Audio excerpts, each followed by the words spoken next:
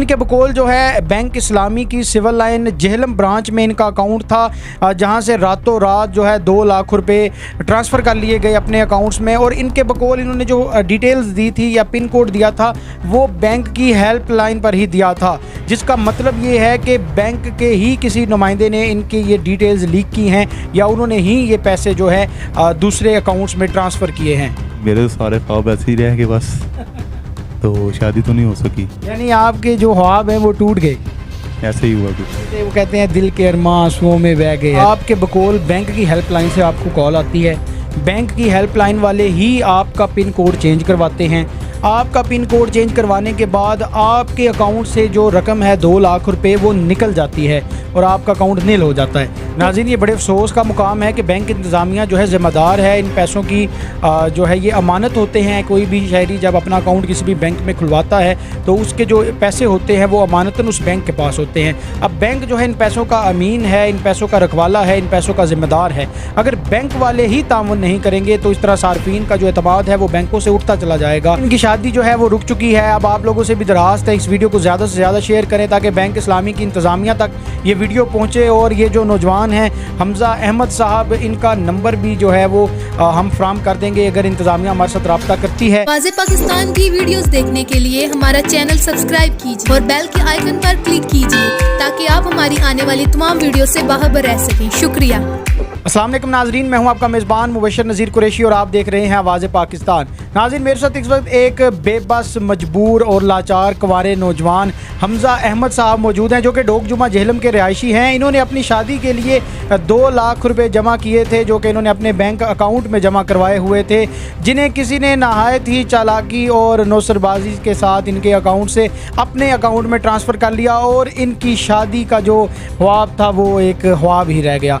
जी हाँ नाज़रीन, बाकी की जो डिटेल्स हैं वो इन्हीं से जानते हैं। अस्सलाम वालेकुम। अच्छा हमज़ा साहब, बताइएगा कि आपने जो है शादी के लिए अपने पैसे जमा किए थे तो वो पैसे कैसे आपके अकाउंट से किसने निकाल लिए? वो मेरा एटीएम कार्ड ब्लॉक हुआ था, जिससे मैंने जिस नंबर पे मुझे मैसेज आया था कि आपका एटीएम कार्ड ब्लॉक हो गया है, तो उसके नीचे नंबर था कि इस नंबर पर रब्ता करें। फिर मैंने उसके ऊपर कॉल की है तो उसके बाद उन्होंने कहा आप बैंक की हेल्पलाइन पर कॉल करें। तो मैंने हेल्पलाइन पे कॉल की है तो उन्होंने मेरे से पहले पिन कोड चेंज करवाया है। तो फिर उसके बाद उन्होंने यानी मुझे क्या, जो आपके पास मैसेज आएगा वो हमें बताएं, जो पिन कोड आएगा वो मुझे बताएं। तो मैंने उनको सेंड कर दिया फिर को। तो उसके बाद तकरीबन 15 मिनट बाद मुझे 4-5 मैसेज आए तो मेरा अकाउंट नील हो गया। नहीं, हमें ये बताएं कि आपको जो कॉल आई थी वो बैंक की हेल्पलाइन से कॉल आई थी या किसी प्राइवेट नंबर से आई? नहीं, बैंक की हेल्पलाइन से। अच्छा, बैंक नाज़रीन निजी बैंक है जिसमें इनका अकाउंट था, जिसमें जो है 2 लाख रुपए थे जो कि इन्होंने अपनी शादी के लिए जमा कर रखे थे। अच्छा, ये क्या माजरा है? शादी के लिए आपने पैसे जमा किए तो फिर शादी हुई या फिर रह गई?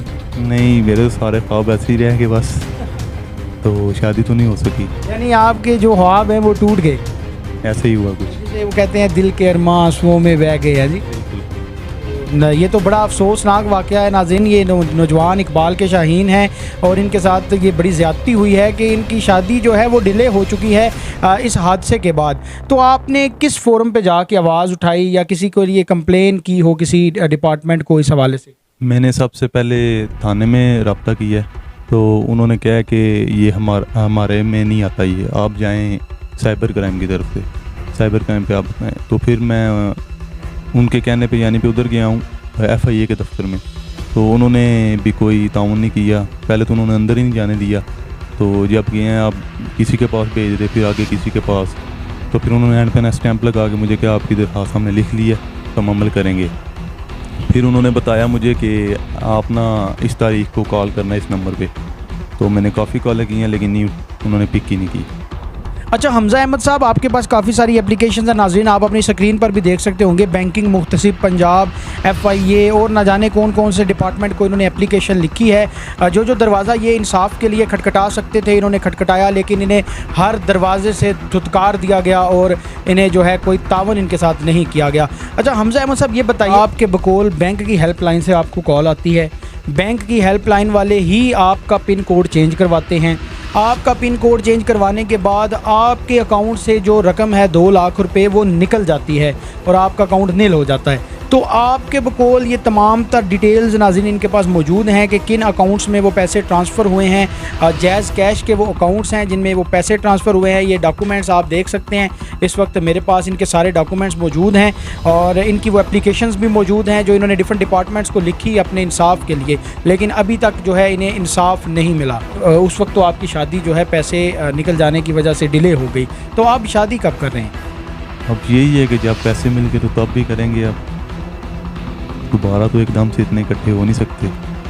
तो मेरी यही अपील है कि मेरा जो नुकसान हुआ है वो मुझे मेरे साथ ताउन किया जाए। मैंने जिन इदारों पे एप्लीकेशन दी है उनसे ताउन की अपील करता हूँ। मेरा ये सवाल है कि अगर मैं अपने पैसे दे सकता हूँ, बैंक को मैंने अकाउंट में रखवाए हैं, तो मैंने पिन कोड भी बैंक की हेल्पलाइन भी दी है, तो लेकिन ये कि उन्होंने मेरे पास यानी मेरे साथ कोई ताउन नहीं किया। एंड पे उन्होंने मुझे यही जवाब दिया कि अल्लाह की मर्ज़ी थी, बंदा इंसान के ऊपर इतना ही बर्डन जाता है जितना वो यानी कि उसको कर सकता है, चल सकता है। नाज़रीन ये बड़े अफसोस का मुकाम है कि बैंक इंतज़ामिया जो है ज़िम्मेदार है इन पैसों की।